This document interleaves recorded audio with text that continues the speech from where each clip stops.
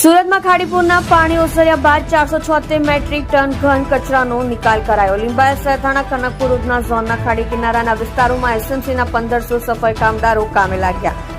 પાલિકા કમિશનર શાલિની અગ્રવાલે તમામ વિસ્તારોમાં ટીમ સાથે હાજર રહી રોગચાળા અંગે સર્વે હાથ ધર્યો.